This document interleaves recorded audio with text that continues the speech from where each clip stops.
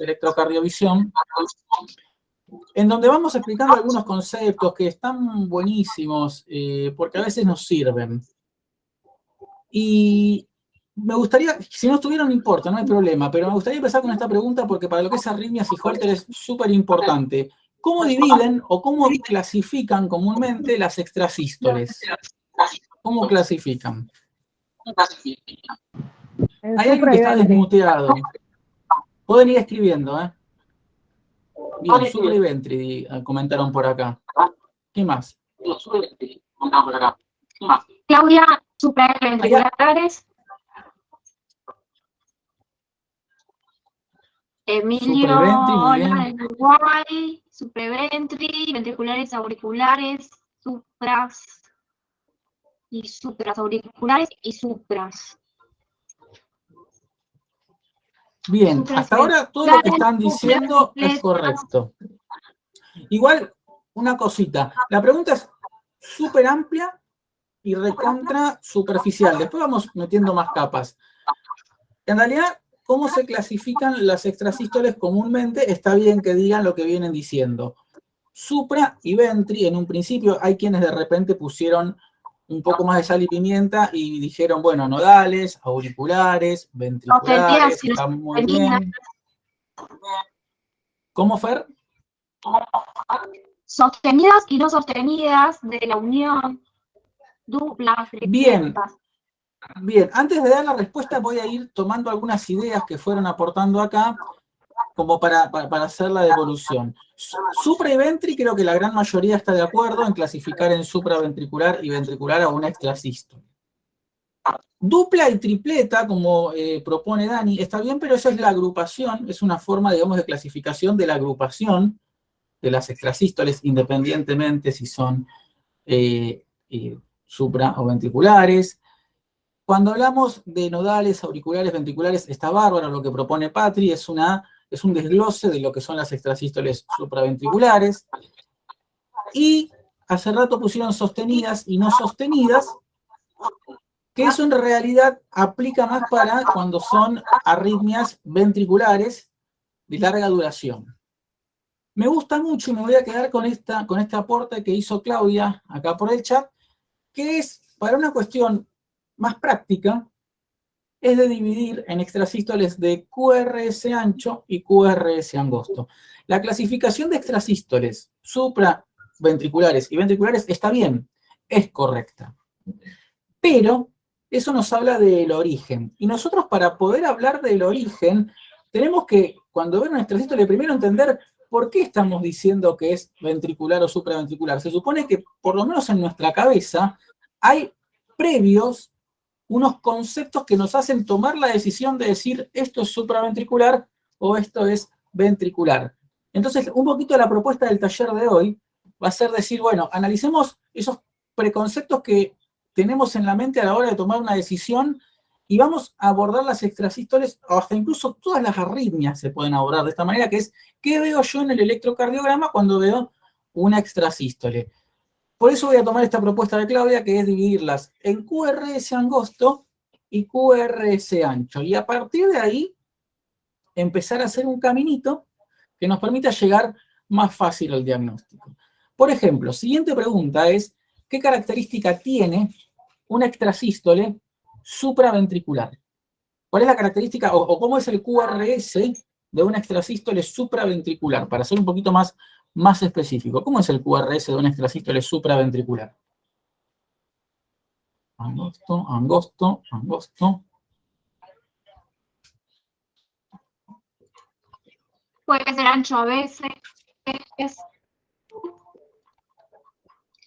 que sea igual al latido de base, similar al latido de base con aberrancia, angosto, pero se bloquea ramas, bloqueo de ramas, supongo, es ancho. Si fantástico. Es una aberrancia, puede ser. Muy bien, todo lo que están diciendo es correcto, pero hoy voy a volver a hacer lo mismo que hice con la premisa anterior. Voy a tomar, que ya lo leí por acá arriba, pero justo lo que está proponiendo Valentina en este momento. En realidad la definición de extrasístole supraventricular es una extrasístole, o la característica del QRS que tiene que tener una extrasístole es ser prácticamente igual al QRS de base o parecida. ¿Por qué decimos esto? Para no caer en la trampa de que toda extrasístole supraventricular tenga que tener sí o sí QRS angosto. Porque de hecho no las hay. Las hay en su gran mayoría, siempre y cuando el QRS de base sea angosto. Pero por ahí también propusieron, bueno, pero podemos tener un bloqueo de rama completo, lo cual es cierto, y también va a ser una extrasístole supraventricular, pero no va a ser de QRS angosto. Sin embargo, el QRS va a mantener la misma morfología que el de base. Entonces, esa premisa es súper importante. Las extrasístoles supraventriculares como característica tienen que ser igual al latido de base. O si no, prácticamente igual. De todas maneras, han hablado muy bien del QRS. Ahora me gustaría que a esto le agreguen otra característica que generalmente tienen las extrasístoles supraventriculares. No siempre se cumple, pero generalmente están. ¿Cuál es? ¿Qué otra característica tiene la extrasístole supraventricular, aparte de tener un QRS muy parecido o igual al de base? ¿Qué otra característica más tiene? Muy bien, ya se anticiparon acá Patri y Valentina, que es la onda P. Entonces, en realidad una extrasístole supraventricular tiene que tener onda P previo y el QRS tiene que ser igual al latido de base o parecido. Y esto de parecido ahora lo vamos a desarrollar. Bien, ahora, siguiente pregunta.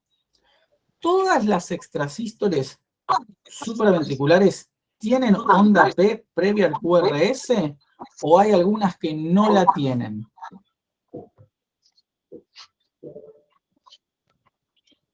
No, no puede ser nodal. Perfecto, muy bien. Exactamente. De la unión no. Muy bien, exactamente. Quienes están afirmando que las extrasístoles de la unión no tienen onda P es correcto, porque justamente ese impulso anticipado nace en el nodo. Emula al QRS de base, es un latido anticipado, pero no tiene P porque no nació, o cerca del nódulo sinusal o en algún sector de la aurícula. Nació en el nodo AB. Entonces, despolarizado el nodo AB, la unión, el GIS, Purkinje, su ruta hacia los ventrículos y despolarizó los ventrículos. El problema que tienen estas cosas, ¿por qué propongo que abramos la mente a esto? Para justamente salir un poco de ese foco de que las extrasístoles tienen que ser supraventriculares si tienen QRS angosto y ventriculares si tienen QRS ancho. Porque existen todas estas salvedades. Entonces, esta posibilidad de pensarlas de esta manera nos permite preguntarnos por lo menos más de una vez lo que estamos viendo antes de ir de una a caer en el diagnóstico. Bien, entonces, siguiente pregunta.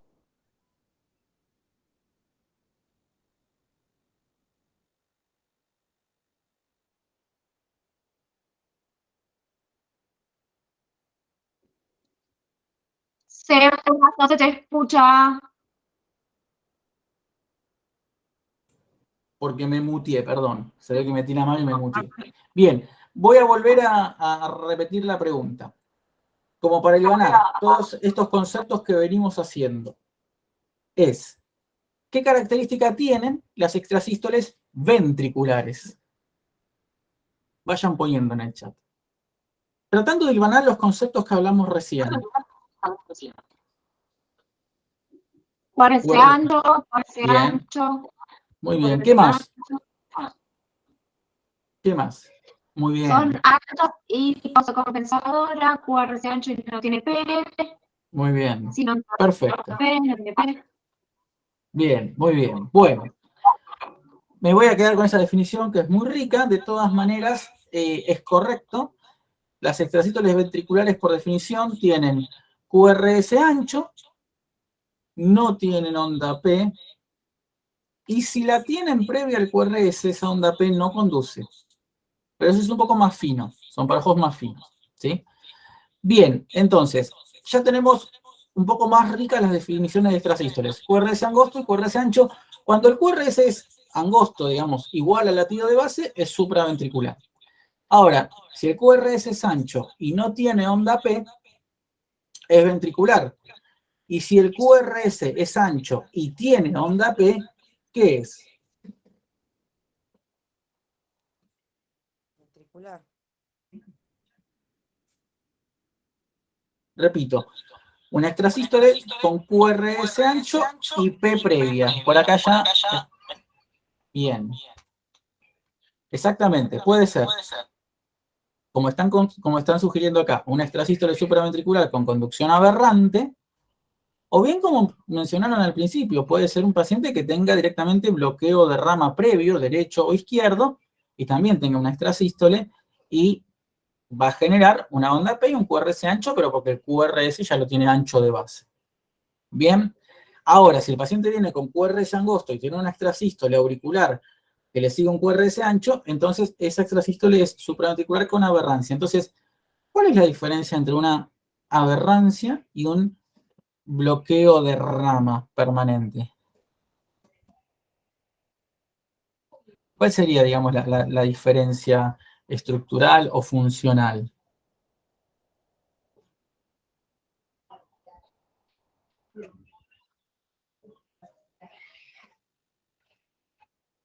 No, las pausas no tiene tanto que ver con la pausa que tiene, no.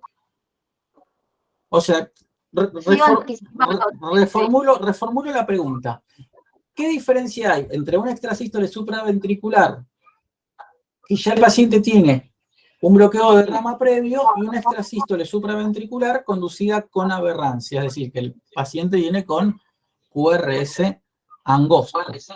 ¿Cuál es la diferencia? ¿Qué es lo que está ocurriendo ahí en el sistema de conducción?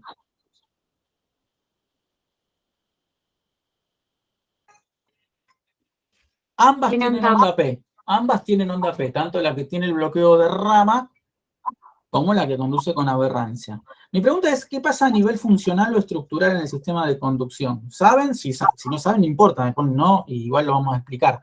Pero más que nada para hacerlos pensar un poquito más, para forzar un poquito más el concepto y la definición, para que ahora cuando veamos los trazados lo apliquemos. La frecuencia, pregunta Valen, no. Que el bloqueo es permanente, muy bien, Claudia, exactamente, el bloqueo es permanente, el bloqueo de rama es permanente. En cambio, un latido anticipado con aberrancia, que viene QRS ancho, y de repente se anticipa y hace una conducción aberrante, está haciendo o está imitando el comportamiento de un bloqueo de rama, pero de manera ocasional, con un latido aislado. Una conducción aberrante es un latido que se anticipó tanto que encuentra a la rama derecha en su periodo refractario y conduce por la rama izquierda. Por eso la mayoría de las extrasístoles supraventriculares con aberrancia tienen imagen de bloqueo de rama derecha. ¿Sí? O sea, es como si se hiciese un bloqueo de rama espontáneo, pero no es un bloqueo de rama. El mecanismo es el mismo, pero es ocasional. Ni siquiera es un bloqueo de rama intermitente, como proponen. Esos, los que son intermitentes, ya dependen un poquito más de la frecuencia. Esto es un latido aislado en el cual se bloqueó la rama porque fue tan anticipado que se bloqueó. ¿Sí? Entonces, con estos conceptos en mente, ahora sí, vamos a ponerlos en práctica y vamos a empezar a proponer, en base a los trazados que vamos a ver, vamos a empezar a proponer algunas de estas definiciones. Así que, Fe, voy a compartir la pantalla y vos me vas a decir si se ve o no se ve.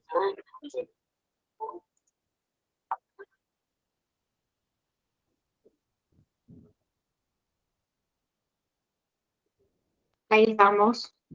Fantástico. Bueno, voy con el primer trazadito de la noche para ver qué me dicen. Vean bien, y recuerden que siempre que empezamos a analizar un trazado, antes de tirarnos a la pileta, de ver y de...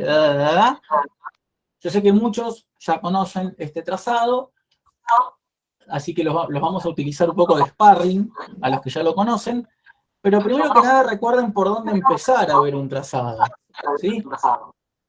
¿Qué ritmo tiene? ¿Qué frecuencia cardíaca tiene? ¿Cómo es la conducción AB? ¿Cómo es la duración del QRS? ¿Qué ocurre? Vayan mirándolo y vayan emitiendo algunas opiniones. Cuando haya algunas cuantas, ya Fer va a ir leyendo.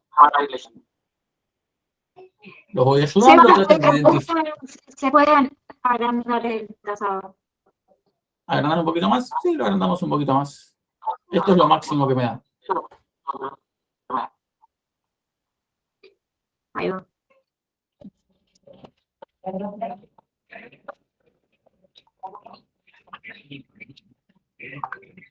Si alguno quiere ir proponiendo, decime, Fer, si hay Bueno, alguna propuesta, ¿qué opinan? ¿Cómo? estoy escribiendo por el chat. Ahí te preguntan, o más bien acotando, ritmo posicional, lo que ahora me izquierda funcional, preguntan, ritmo sinusal, conducción AB conservada, ritmo sinusal, tiene ritmo sinusal, con PR angosto, AB conservada, hay onda P. Bien, veo que hay bastante consenso en lo que es el ritmo, ¿sí? Por lo menos Sí. en el tercer canal se ve sobre todo mucho mejor, en el primero también, pero en el primer canal se ve que a toda onda P le sigue por lo menos un QRS. Y de la mitad del trazado en adelante, ¿qué ocurre?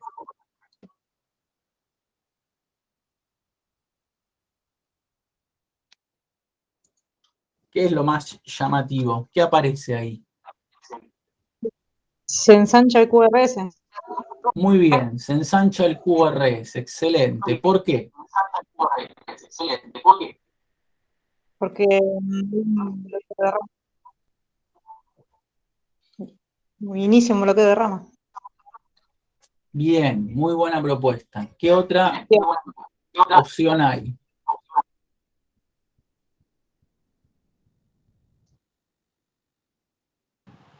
Un ritmo ilioventricular. Muy bien, me gusta esa propuesta también. Me gustan las dos propuestas que tiraron. Hasta ahora hay un bloqueo de rama espontáneo o ritmo ilioventricular. Muy bien. ¿Qué más? ¿A alguien se le ocurre otra cosa? ¿O quién opina hacia un lado? ¿Quién opina hacia otro? Ya que se haya generado ese debate me pone muy contento. A ver si hay alguna tercera opción, o si no, pueden empezar a ubicarse en la opción que les parezca más acertada según su apreciación. Verónica te dice el bloqueo intermitente, fuerte ancho, debido al bloqueo, onda P no conduce. Bien, vamos a tomar entonces estas dos opciones. ¿Creen que es un bloqueo de rama intermitente o un ritmo ilioventricular acelerado? Vayan poniendo RIVA o BCR intermitente. Pongan en el chat.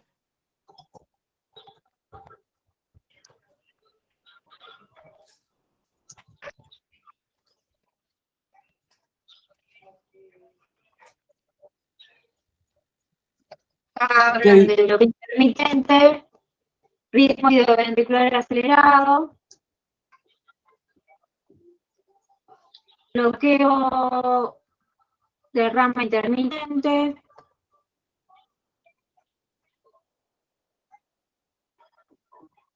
ritmo ilioventricular acelerado. Bien, fantástico. Bueno, vamos a ver entonces. En primer lugar, lo que tenemos que ver es la onda P.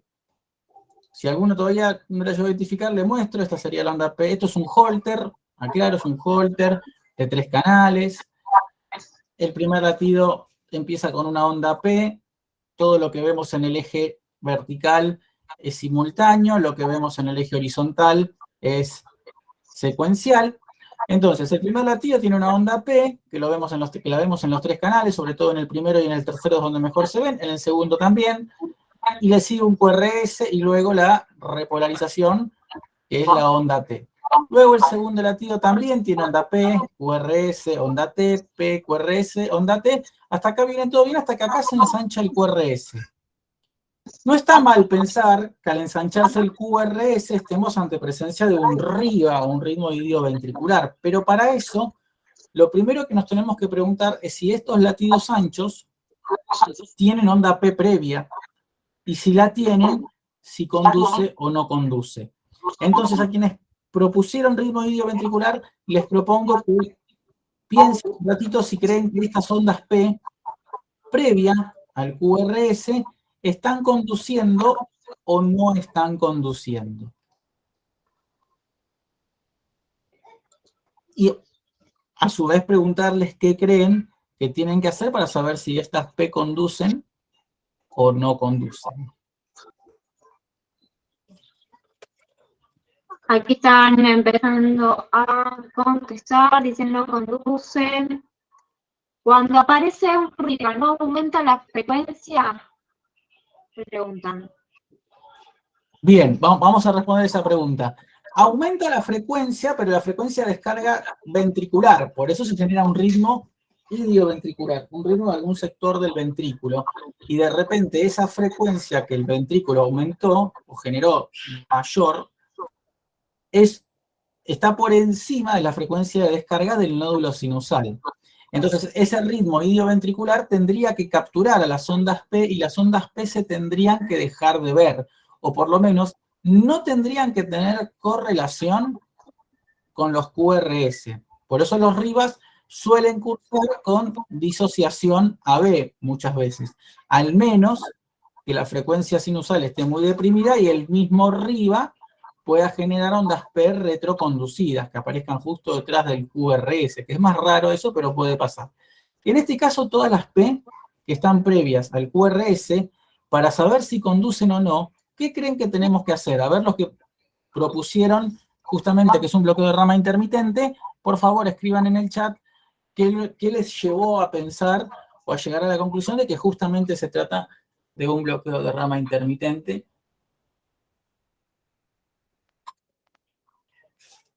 O desmutearse si quieren, no hay ningún problema.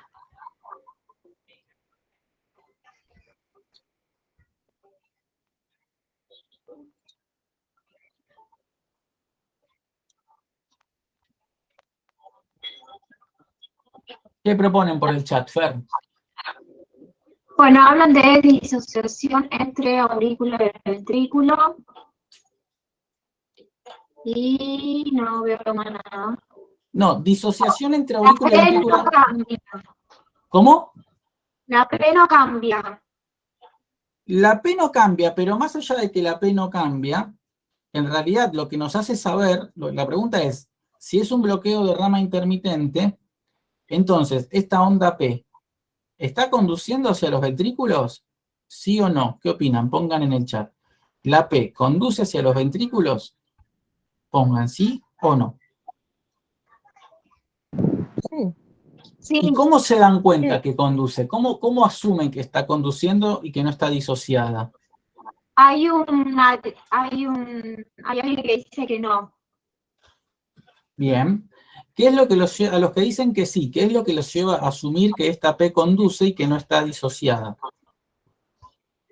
¿Cómo llegan a esa conclusión? Los PP son iguales. Los PP son iguales, los PP no nos ayudan a saber si realmente la conducción auriculoventricular está conservada. Es otro recurso que nos ayuda a saber si la conducción AB es conservada en este caso. ¿Cuál sería?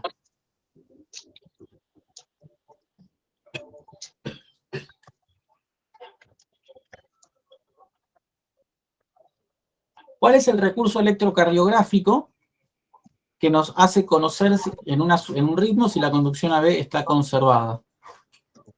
IPR. Exactamente, muy bien. El PR, el intervalo, o a lo sumo el segmento PR. En este caso, si yo veo todos los latidos que tienen QRS ancho y los comparo entre sí, P y QRS, P y QRS, P y QRS, P y QRS, ¿qué creen? ¿Los intervalos PR se mantienen, son Constantes. parecidos o son constantes? ¿Qué opinan? Bien, muy bien. Son constantes, no cambian. Entonces, si son constantes, quiere decir que los tengo que comparar por lo menos con los anteriores, con los que tienen QRS angosto. Y si yo lo comparo, veo que sí, que son bastante parecidos. Después uno puede hilar un poco más fino y medir y ver si por ahí justo acá también se ensancha un poquito, que puede pasar. Pero en realidad si comparo todos los latidos, voy a ver que a todos los latidos, a la P que le sigue el QRS, todos los intervalos PR se mantienen constantes. Y esto nos habla entonces de que la conducción es 1-1, de que este impulso es igual, esta P que es igual a las anteriores, me conduce. con un QRS ancho. ¿Por qué? Muy bien, porque como propusieron ustedes, se hace un bloqueo de rama intermitente. No es un RIBA, porque el impulso que se origina en la aurícula llega a los ventrículos. Y al llegar a los ventrículos, llega por una rama sola, no llega por las dos ramas, pero llega. Entonces, la pregunta es, este trazado, por lo menos a lo largo de estos segundos, asumiendo que esta onda P es sinusal, ¿el ritmo sigue siendo sinusal del principio al fin del trazado? ¿O el hecho de que se ensanche el QRS hace que deje de ser sinusal? Sí, es sinusal siempre. Perfecto, exactamente. Es sinusal con la única diferencia de que la primera mitad del latido conduce por ambas ramas de manera normal y la segunda mitad del trazado en adelante conduce con un bloqueo de rama, ¿sí? Uno puede presumir, si bien es Holter y no lo podemos saber con exactitud, puede presumir que puede ser un bloqueo de rama izquierda. Entonces, independientemente de si es izquierda y derecha, es un ritmo sinusal que tiene un bloqueo de rama intermitente. Después no tenemos todo el resto del trazado, pero podemos asumir si es taquicardia dependiente, si es intermitente. De todas maneras, cuando hay una leve modificación en la frecuencia cardíaca, fíjense, venimos con 0,86, 0,85 de intervalo RR, 0,83, y cuando baja de 0,82, es decir, cuando acorta los ciclos, cuanto más cortito es el ciclo, empieza a conducir con un QRS ancho. Entonces, esto nos hace pensar que probablemente sea un bloqueo de rama frecuencia dependiente, ¿sí? Nos faltan más herramientas todavía para definirlo, tendríamos que ver todo el Holter para ver si cambia siempre a la misma frecuencia, si cambia siempre a la misma frecuencia o al mismo intervalo, bueno, es directamente un bloqueo frecuencia dependiente, pero si cambia a distintos intervalos, ya es intermitente, pero eso ya es más fino. Así que muy, pero muy bien a quienes propusieron bloqueo de rama intermitente, y muy bien también a los que propusieron un RIVA. Llévense como concepto que los RIVAs no pueden tener conducción AB conservada, porque justamente el RIVA es un ritmo ventricular, por lo tanto es un ritmo paralelo al ritmo sinusal y no puede haber conducción AB 1-1. ¿Sí? ¿Alguna pregunta en el chat, Fer? No. Bien, ¿se entendió? ¿Se entendió este trazado entonces? ¿Vamos a otro? Vamos. Bien, vamos a otro entonces. Vamos con este. Vamos a agrandarlo un poquito más.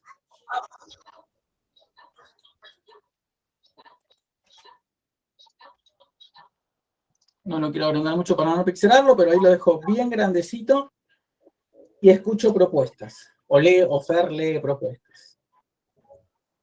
Véanlo, analícenlo. Pregúntense qué ven, si hay onda P, si no hay onda P, cómo son los QRS, si los intervalos RR son iguales.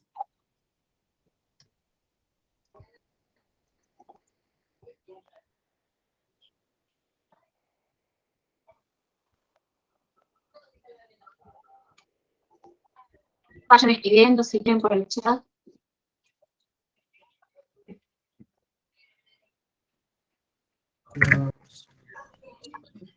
Bradicardia sinusal, dicen. Muy bien, primera propuesta, me gusta, bradicardia sinusal. ¿Alguien opina lo mismo? ¿Opina diferente?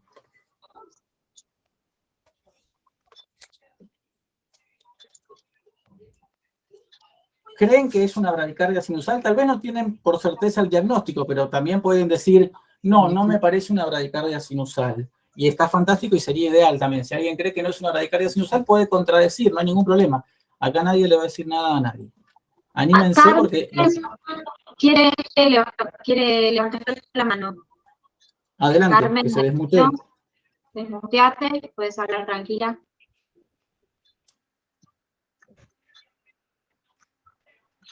Bueno, hay quienes dicen que hay P bloqueadas, hay quienes coinciden con el diagnóstico de bradicardia sinusal. Bien, muy bien. Se habla de P bloqueadas. Entonces, acá ya tenemos una controversia. Bradicardia sinusal versus ondas P bloqueadas. Claramente es una controversia porque no son dos conceptos que vayan de la mano, sino por el contrario son dos conceptos disímiles. La bradicardia sinusal asume que hay un impulso sinusal y que a cada impulso sinusal le sigue un QRS a una frecuencia menor a los 60 latidos por minuto, pero que la conducción QRS es constante. ¿De acuerdo?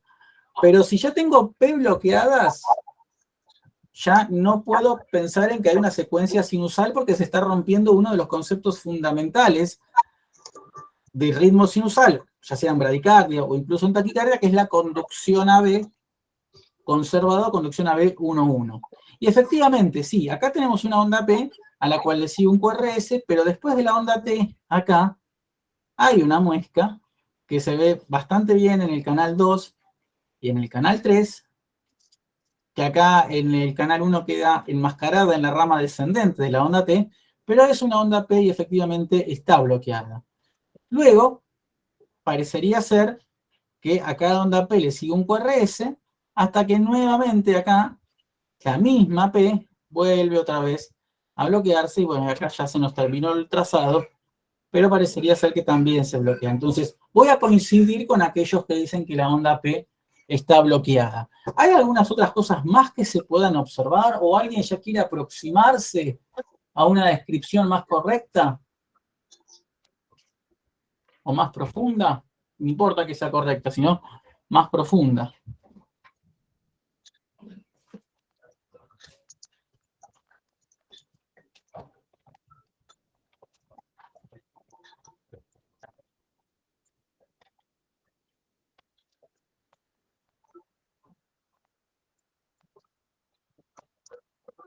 ¿Qué opinan?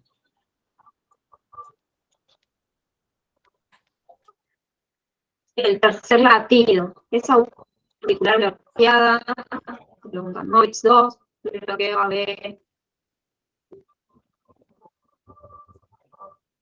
Bloqueo AB. Bueno, puede ser un bloqueo AB.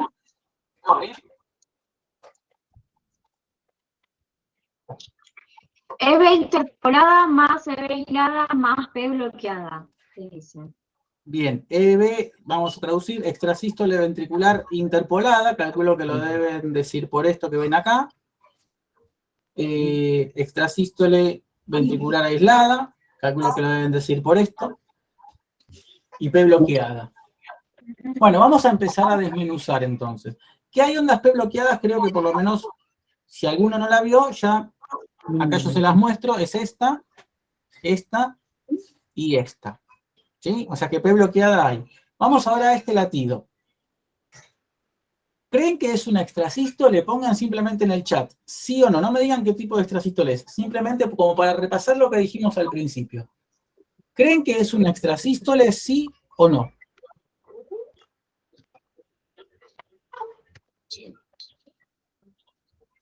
Bueno, dice sí. Sí. Bien, perfecto. Ahora, ¿qué tipo de extrasístole es? Ventricular interpolada, la primera, o sea, el tercer latido.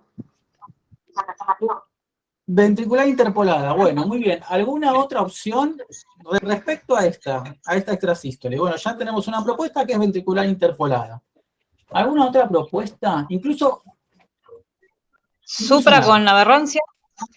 Bueno, supra con aberrancia. Otra propuesta. Ahí ya tenemos una controversia. Genial. Ventricular versus supra con aberrancia. ¿Hay algún otro comentario en el chat, Fer? ¿Alguna otra propuesta? Sí, te dicen, bueno, supra con aberrancia, parecía a la de base, aisladas. Bien. Tiene Si bien está buenísimo que se haya planteado la controversia, no me hicieron caso. Porque yo les dije que lo primero que se tienen que preguntar cuando vemos o cuando creemos que hay una extrasístole, no era si era supraventricular o ventricular. ¿Qué nos teníamos que preguntar de una extrasístole? ¿Cómo es el QRS y si tiene o no P? Exactamente. Esa es la pregunta la pregunta que nos tenemos que hacer antes de definirla. ¿Se acuerdan? Lo dije al principio de todo. Dije, recuerden que es mejor preguntarse antes de tirar un diagnóstico si ese latido lo consideramos anticipado, si tiene QRS angosto, si tiene QRS ancho o si tiene QRS parecido al de base.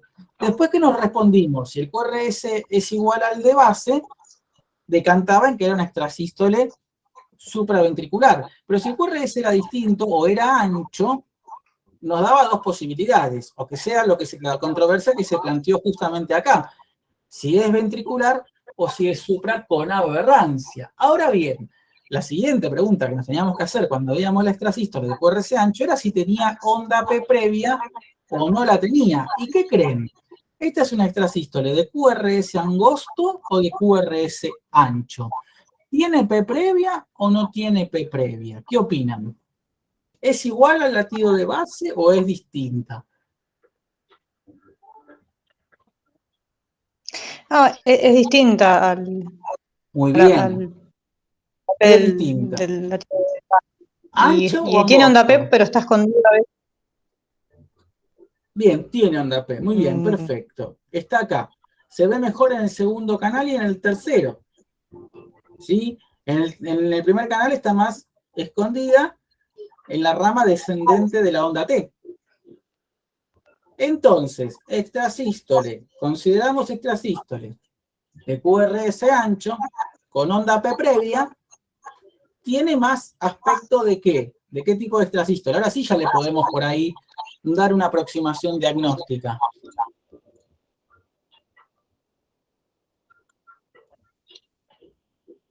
¿Cómo la definirían ahora esa extrasístole ya?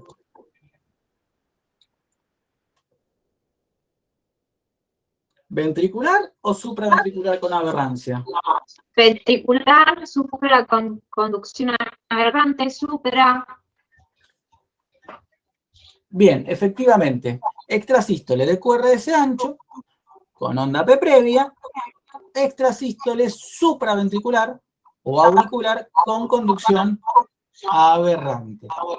Así que no es extrasístole ventricular interpolada, sino que es una extrasístole auricular o supraventricular conducida con aberrancia. Este latido de acá, se los comento porque es un poco más complicado, pero si ustedes se fijan previo en la onda T previa también tiene una muesca, que es una onda P, que también está conduciendo y lo está haciendo con conducción aberrante. Entonces, ¿qué lo hace distinto a este QRS de este QRS, que ambos son conducidos con aberrancia? Es lo que se llama distintos grados de aberrancia. ¿Qué son los distintos grados de aberrancia? Recuerden que la aberrancia era cuando un latido completamente anticipado encontraba a la rama derecha en periodo refractario. Entonces conducía por la rama izquierda, pero también puede pasar que sea completamente más anticipada todavía y aparte de encontrar a la rama derecha en periodo refractario, también encuentre a la hemirrama anterior en periodo refractario, entonces generando una conducción aberrante directamente por el único fascículo que le queda libre, que es el fascículo posterior. Entonces, eso puede hacer que la morfología del QRS cambie y le llamemos distintos grados de aberrancia, ya sea porque es o un bloqueo con un bloqueo de solamente del fascículo derecho, o con un bloqueo bifascicular, o con un QRS un poco más ancho, dependiendo de qué tan anticipado sea el latido, me puede cambiar tanto la morfología como la duración del QRS. ¿Se entendió esto último? Porque es un terreno medio pantanoso, si no lo vuelvo a explicar.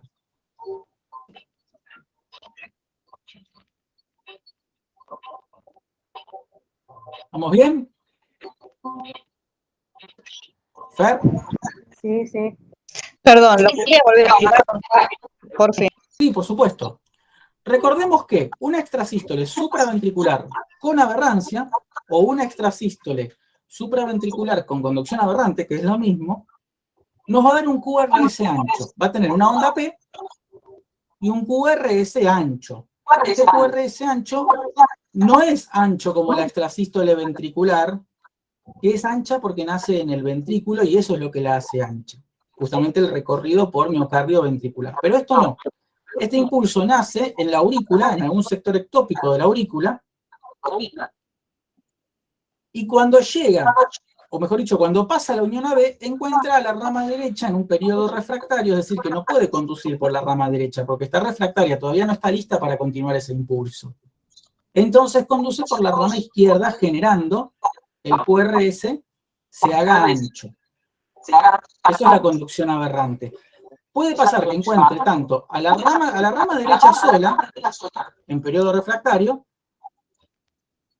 o que también encuentre a la rama derecha y al fascículo anterior en periodo refractario. O sea que en este caso le queda un solo caminito que es el fascículo posterior para conducir.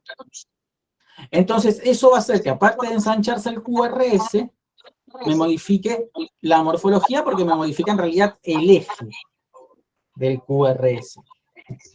Entonces esos son los motivos por los cuales podemos encontrar latidos de conducción aberrante con diferente morfología y van a ser extrasístoles supraventriculares con aberrancia, o mejor dicho, extrasístoles supraventriculares con distintos grados de aberrancia. ¿Qué quiere decir esto? Que no son extrasístoles ventriculares dimorfas. ¿De acuerdo? Ese es el diagnóstico diferencial que hay que hacer. Diferenciarlas con extrasístoles ventriculares dimorfas. De todas maneras, más allá de esta explicación, que por ahí es un poco compleja, lo que hay que entender es que toda extrasístole o todo latido ectópico ancho que tenga una onda P previa es de origen supraventricular y no de origen ventricular. ¿Bien? Perfecto, gracias. No hay por qué. Ahora, la siguiente pregunta entonces es, ¿a qué se debe las P que están bloqueadas? ¿A qué se deben? Es la pregunta.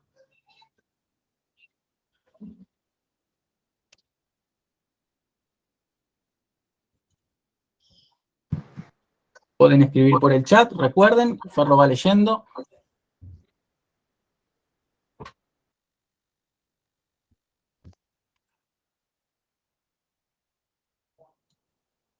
¿Alguna opinión, Fer? Bloqueo 2-1 pregunta. ¿Cómo? Bloqueo 2-1. Bien. Pregunta, Hay una pregunta. Bueno, fantástico, debatámosla entre los que estamos acá. Hay una propuesta de que sea un bloqueo AB 2-1. ¿Están de acuerdo con esto el resto o cree que puede ser otra cosa?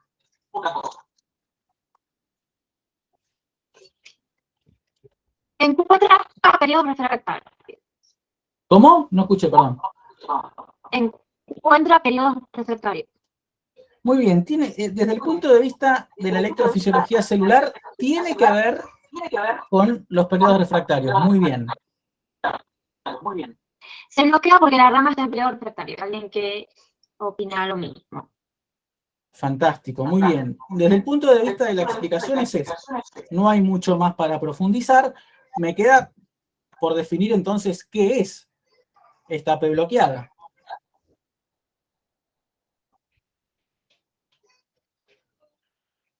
¿Es un bloqueo 2-1? ¿Es un bloqueo AB? ¿Qué es? ¿Qué opinan? Veamos. ¿Puede ser un bloqueo sino auricular? Voy a hacer un paréntesis. Bloqueo sino auricular no podría ser porque en un bloqueo sino auricular vos te encontrarías con un intervalo RR largo, generando una pausa que no tiene onda P en el medio.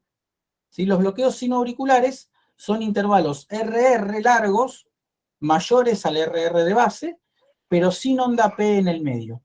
En cambio acá nosotros tenemos una onda P.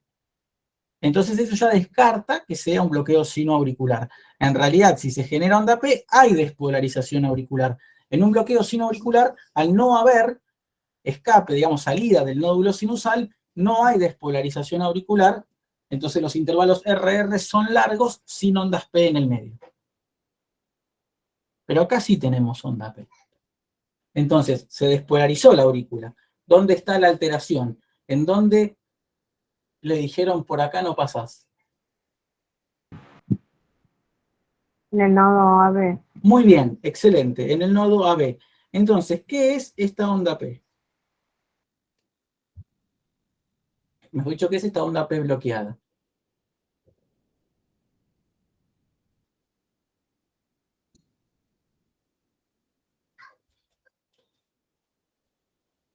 Es una extrasístole bloqueada. Muy bien, Patri, excelente. ¿Sí? Es esta misma onda P, esta P, si la miramos bien, es diferente a la P de base. Y es la misma P que genera, esta conducción aberrante de la cual habíamos hablado previamente. Dijimos que la conducción aberrante podría encontrar o a una rama en periodo refractario o a la rama derecha y una hemirrama, y todavía también puede pasar que directamente encuentre a todas las ramas en un periodo refractario. Entonces se genera la extrasístole auricular, pero al estar todos los fascículos bloqueados, no hay conducción AB. Entonces, en vez de ser una extrasístole auricular conducida con normalidad, es decir, con el mismo QRS de base, o conducida con aberrancia, directamente es una extrasístole auricular no conducida, bloqueada. Ahora, lo que en realidad me gustaría que pensemos juntos es, ¿qué diferencia hay? Porque también pasa lo mismo acá, y pasa lo mismo acá, y alguien puede decir, bueno, pero ¿por qué no es un bloqueo AB2.1? Mi pregunta es, bueno, exactamente, no es un bloqueo AB2.1, ¿cuáles son las diferencias que tiene esta secuencia, por ejemplo, una bigeminia auricular no conducida, o de extrasístoles auriculares no conducidas, con un bloqueo AB2.1? Es decir, ¿qué diferencia hay? Hay dos diferencias que son fundamentales para decir, estas son extrasístoles auriculares bloqueadas, y no decir que es un bloqueo AB2.1. Son dos características. Sí. Hay alguien que pregunta qué sería la pausa.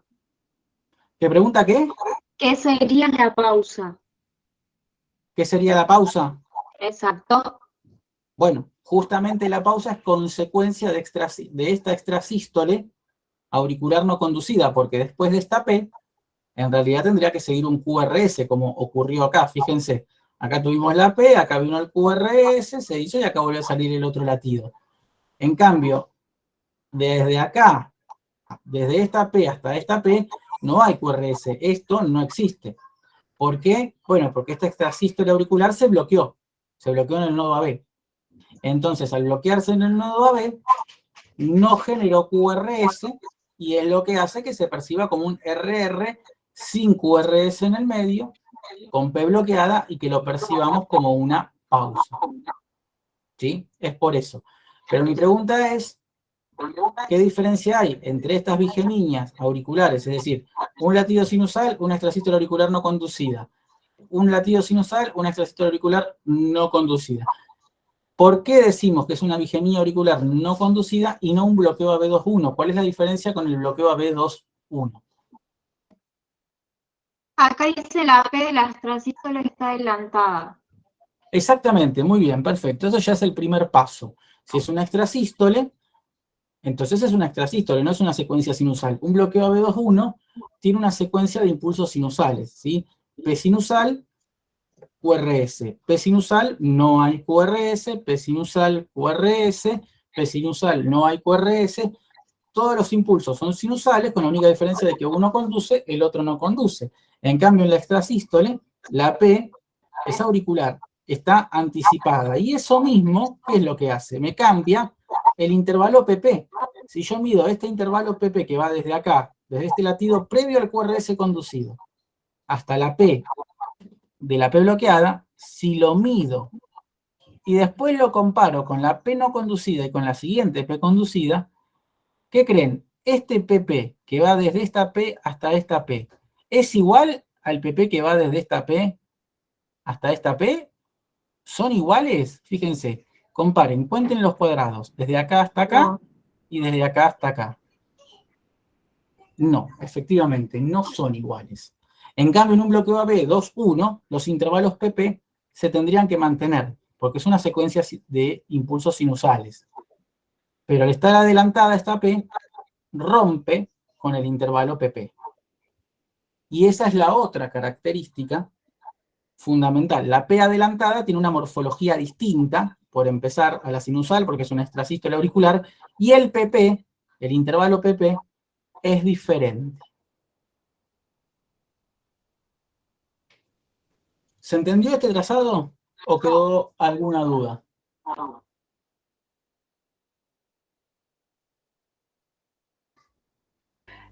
Seba, una pregunta.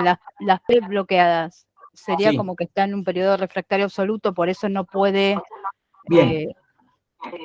Es muy buena la pregunta que hace Patri, o sea, la pregunta es básicamente, pero ¿por qué se bloquea la P? Bueno, efectivamente, en realidad, este sistema de conducción está alterado, porque básicamente primero que no conduce y cuando conduce, conduce con aberrancia. Esto, en condiciones normales, puede ocurrir, pero no tiene que ocurrir a intervalos TP tan expresos. Es decir, el hecho de que haya una onda T terminada e inmediatamente una P, en condiciones normales, debería conducir esta onda P, porque si ustedes miden la frecuencia cardíaca a la que está, el intervalo PP, si ven desde esta P hasta esta P, está apenas en un poquito más de 100 latidos por minuto. Si este paciente tuviese directamente una taquicardia sinusal, entonces haría un bloqueo a B2-1, porque cuando aumenta mucho la frecuencia se le bloquea el sistema de conducción, y eso no debería pasar en condiciones normales. Que se bloquee una extrasístole auricular está bien si pasa, por ejemplo, en la rama ascendente de la onda T, pero que pase inmediatamente terminando la onda T con un intervalo TP visible, habla de que sí, está llegando al periodo refractario, pero eso no debería pasar, es un sistema de conducción alterado para que se llegue tan rápido a los periodos refractarios. ¿Se entendió, Patri, esto? Sí, Seba, sí. Sí, sobre Gracias. todo, atención los que informan Holter, ¿sí? Porque es importante hacer estas salvedades, ¿sí? Que se observan extrasístoles auriculares, no conducidas, a frecuencias cardíacas por ahí un poco más que están dentro del rango de normalidad, porque eso ya cambia un poquito el diagnóstico. No es lo mismo una extrasístole auricular que caiga en la onda T, en la rama ascendente, que obviamente no lo va a despolarizar al ventrículo, porque todavía no se está recién empezando a repolarizar. Entonces, ese impulso claramente no lo va a despolarizar. Pero ya cayendo acá debería despolarizarlo. Que no lo despolarice, nos habla de que algo está. Bueno, ¿se entendió eso? Bueno, los voy a cambiar un poquito ahora. Sí, decime, Fer.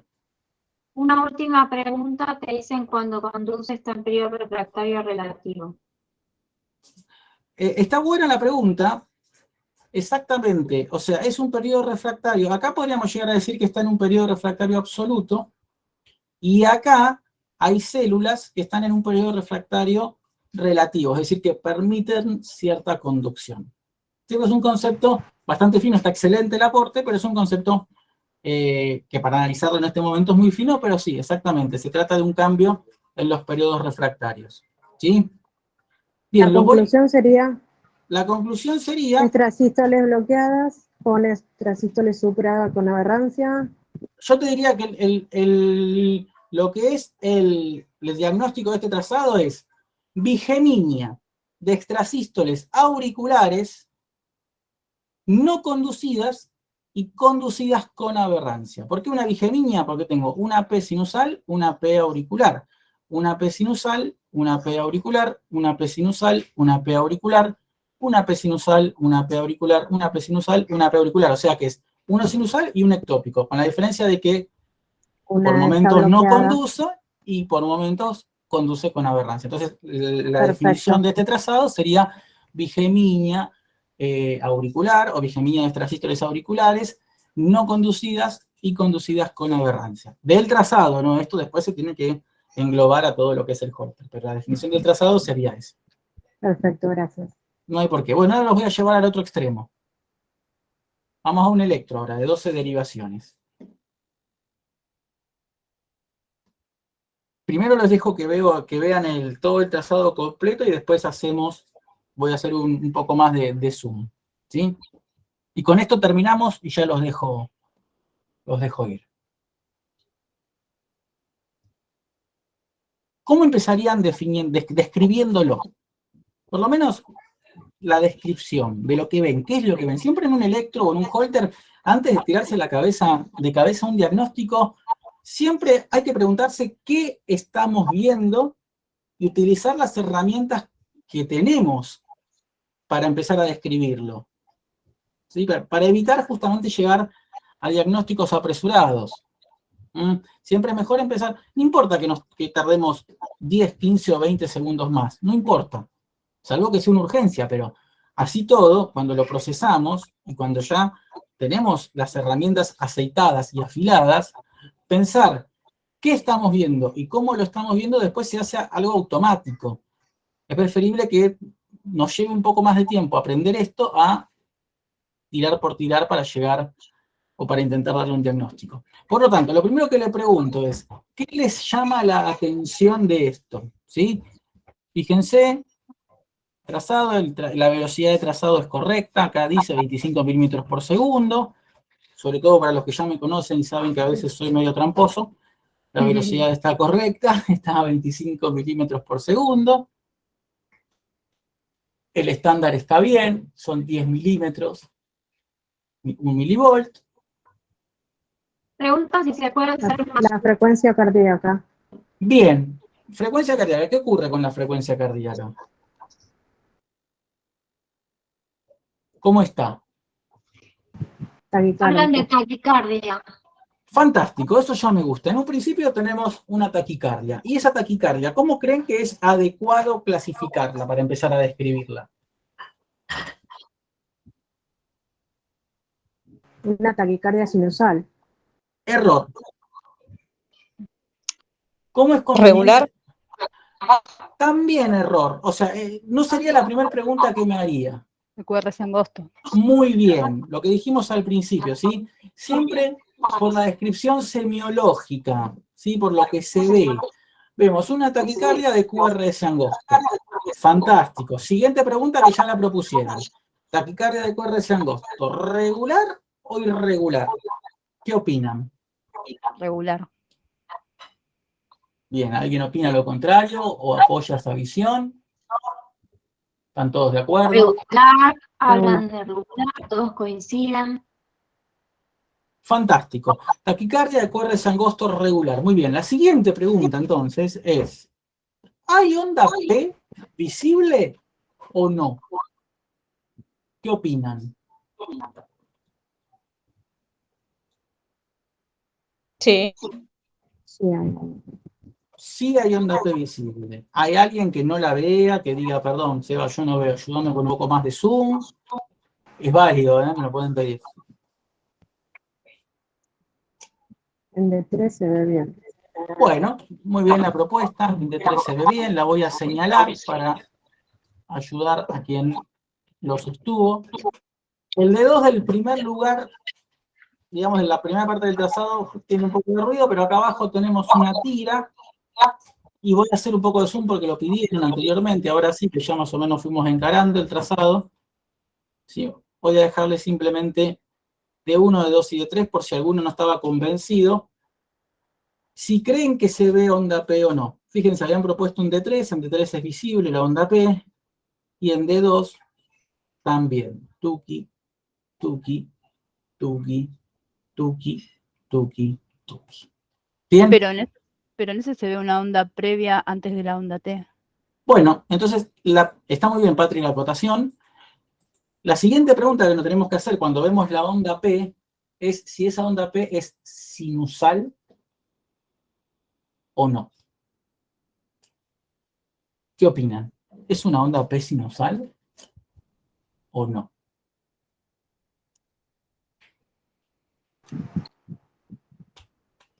No. Es más auricular. ¿Por qué? Me gusta. ¿Por qué? ¿Por qué lo definís así? Está excelente lo que describís. Porque no es una P normal, digamos, es diferente. ¿Qué es lo que la hace diferente de una P sinusal, por ejemplo?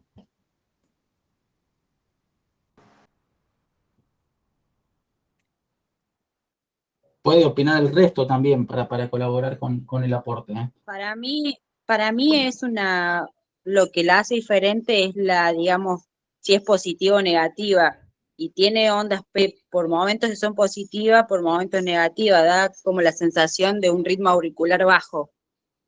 Bien, está bueno lo que vos decís. El tema es que en realidad todas las P que preceden a los QRS, si mirás bien, voy a hacer un poquito más de zoom, en realidad son todas iguales.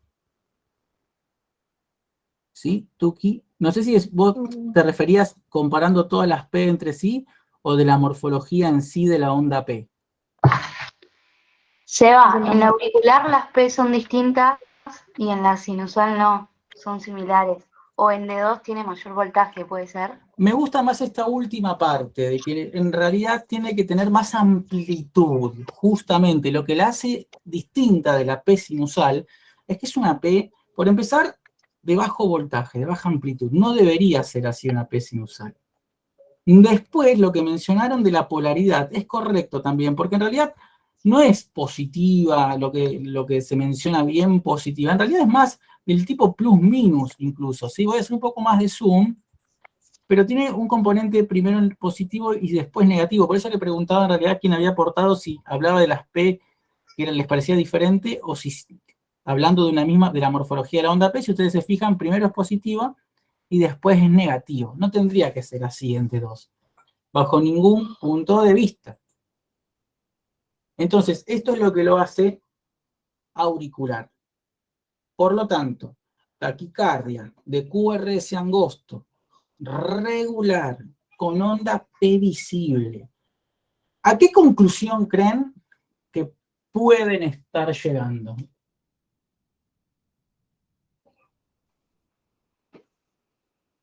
¿Puede ser una taquicardia auricular? Muy bien, efectivamente, porque si tengo onda P y esa onda P no es sinusal, es de otro origen, efectivamente esa P entonces es auricular. Entonces, frecuencia cardíaca rápida, onda P ectópica, listo, taquicardia auricular. Cuando tenemos una taquicardia auricular, si bien por ahí ya Patri se avispó, por ahí alguno andaba distraído y no se dio cuenta, lo siguiente que nos tenemos que preguntar es si es una taquicardia auricular de conducción 1-1 o si es una taquicardia auricular 2-1, es decir, dos ondas P, un QRS, dos ondas P, un QRS, dos ondas P, un QRS. ¿Qué opinan? Y para esto sí, voy a hacer zoom en el trazado y les voy a dejar la parte de la tira de ritmo, que creo que los va a ayudar un poquito más.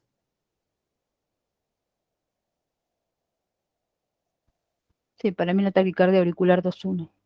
Bien, Patri sigue completamente convencida, nadie la va a sacar de ese asiento donde está y se planta y dice, para mí es 2-1. ¿Alguien se pone del lado del Patri o alguien dice, no, yo estoy de la vereda de enfrente, para mí es 1-1? ¿Y se ven dos P's? Sí, para mí también es 2-1. Muy bien, efectivamente, voy a coincidir y les pregunto, ¿dónde ven la otra onda P? Antes de la T se ve otra P. Bien, la voy a marcar bien, efectivamente. P retrógrada. Ojo con ese concepto, ahora lo revisamos. La siguiente P de la que, por si alguno no la vio, en realidad es esta que está acá, se encuentra entre el final del QRS y el inicio de la onda T. ¿Sí? Entre el final del QRS y el inicio de la onda T. Onda P, onda P, onda P, onda P, onda P, onda P, onda P, onda P. Entonces, es una taquicardia auricular de conducción 2-1. ¿Qué quiere decir? Que dentro de los impulsos taquicárdicos que genera la aurícula, uno de ellos conduce, pero el otro no conduce. Ahora, ¿por qué no conduce este impulso auricular? ¿Por qué hace ese 2-1? Y tiene que ver con lo que charlamos en el trazado anterior, que estaba más referido a la... Tiene que ver con lo mismo, pero esto si bien lo anterior era más patológico, esto ya no es patológico. Porque está en periodo refractario. Exactamente, acá sí ya hablamos de que esta P cae en un periodo refractario absoluto, completamente absoluto, porque cae, ni bien termina el QRS, todavía no se empezó a repolarizar el QRS. Entonces, obvio que ningún impulso auricular a esta altura va a despolarizar. El problema es que la aurícula está muy rápida y la conducción AB sigue su cauce normal, sigue su conducción y su viaje normal. Entonces, está tan rápida que cuando se terminó de despolarizar el ventrículo y todavía no se empezó a repolarizar el ventrículo, y ya está saliendo el siguiente impulso auricular. Si nosotros medimos desde el ápice de una P hasta el ápice de la otra onda P, vamos a ver que está muy, muy rápido. ¿Sí? Se puede sacar incluso a qué frecuencia cardíaca está. A esa frecuencia cardíaca las ondas P, obvio que no van a conducir, primero porque el nodo AB no se los permite, porque recuerden que el nodo AB tarda bastante en recuperarse, y segundo porque todo el Purkinje está en periodo refractario, recién acaba de terminar el QRS. Todavía le falta repolarizarse, así que esta P no va a conducir ni a ganchos. Entonces, estas son las famosas taquicardia auricular 2.1, pero 2.1 porque hacen un bloqueo funcional. Si de repente estuviesen probablemente esta taquicardia auricular estuviese un poco más lenta, y la P tal vez caiga por acá, podría tranquilamente conducir o incluso conducir con aberrancia. ¿De acuerdo? Pero en esta posición, a esta altura, no hay conducción bajo ningún punto de vista. Y no se trata de que sea algo patológico, a diferencia de lo anterior, que la P estaba casi terminando la rama descendente de la T, sino que es algo funcional. Una cosita más que mencionaron recién, ¿por qué no es una P retrógrada? No sé si lo quisieron asociar verdaderamente con el concepto de decir retrógrada que estaba detrás del QRS. Que está detrás del QRS, en realidad el concepto de P retrógrada es el concepto de retroconducción. Querría decir que este QRS, al despolarizarse el ventrículo, generaría una retroconducción hacia la aurícula. Si eso ocurriese, la P tendría que ser distinta de esta P que conduce. Tendría que tener un sentido opuesto, tendría que ser negativa, porque estaría haciendo una despolarización desde el piso de la aurícula hacia el techo. ¿De acuerdo? Entonces sería una P retroconducida, sería distinta a la onda P, pero es igual. Si ustedes afinan el ojo, van a ver que es la misma P que genera la conducción. Entonces, por eso no es una P retrógrada o retroconducida. Entonces, conclusión, taquicardia, de QRS angosto, regular, ya cuando decimos que es regular, descartamos que sea una FA o un aleteo de conducción variable, sino que tienen que ser taquicardias auriculares reentrantes, y no de las automáticas, o las famosas TPS, ¿no? Pero las TPS no tienen 2P, generalmente tienen una sola. Por eso es taquicardia auricular y no TPS, porque la TPS involucra a una sola P en el intervalo R. Pero eso ya lo dejamos para otro momento. ¿Dudas, preguntas del trazado?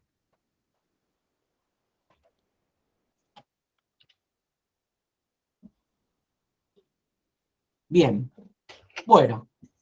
Fer, ¿algún comentario en el chat? No, nada por ahora. Bueno, voy a dejar de compartir.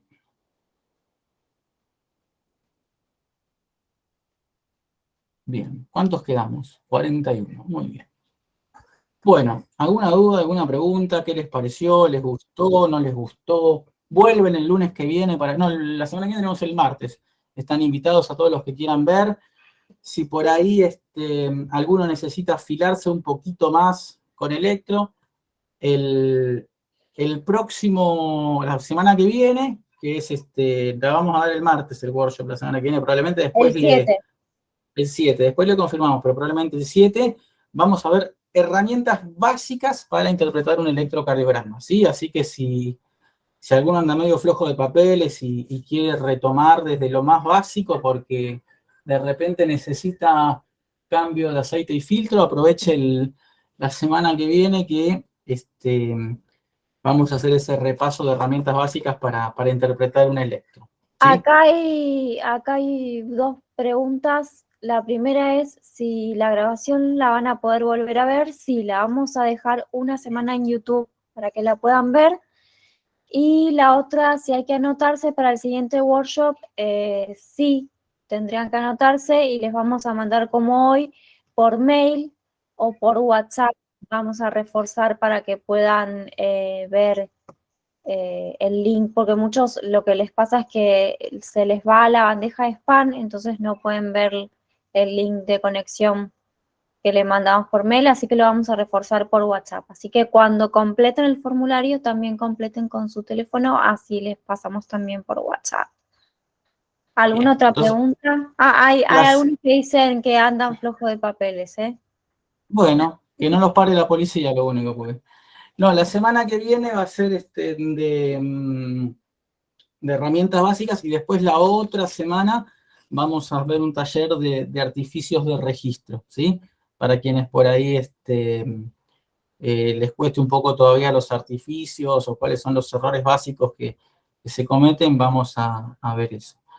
Y bueno, y después, quienes quieran, les contamos también de paso que estamos haciendo ya empezaron las capacitaciones de 2023, vamos a seguir con los workshops obviamente gratuitos, pero también quienes quieran ya especializarse un poco más, si necesiten por ahí un refuerzo un poco más fuerte, se viene la capacitación de arritmias y se viene la capacitación en lectura e interpretación de Holter, que salen ahora en febrero y la otra en marzo. ¿Sí? Y después hay más, pero no les vamos a decir solo que los vamos a ir dejando un poquito en suspenso. ¿Sí? Pablo, ¿la pasaste bien? ¿Te la aguantaste? ¿Eh? Sí, sí, muy bien, muy interesante, ¿eh? Bueno, Muy interesante. me Muchas alegro. cosas que no me acordaba, la verdad, pero muy bueno. Me alegro. Bueno, gracias por haberte sumado. Bueno, el resto, buena semana. Vuelvan a ver la grabación si tienen muchas ganas de volver a verme. Y si no, nos vemos la semana que viene con herramientas básicas. Así que si tienen gente que crean que le puedan servir estos workshops, díganle, venite con los chicos de Electrocardiovisión que van a hacer algo para los que andan justamente flojos de papeles. Bueno, un gran abrazo a todos. Gracias a los que nos por acompañan conectar. siempre y a los que se conectaron hoy por primera vez. Que tengan linda semana. Chau, Fer, Chao. gracias. Buenas Muchas noches, chicos. Gracias, chao. Chao, hasta luego.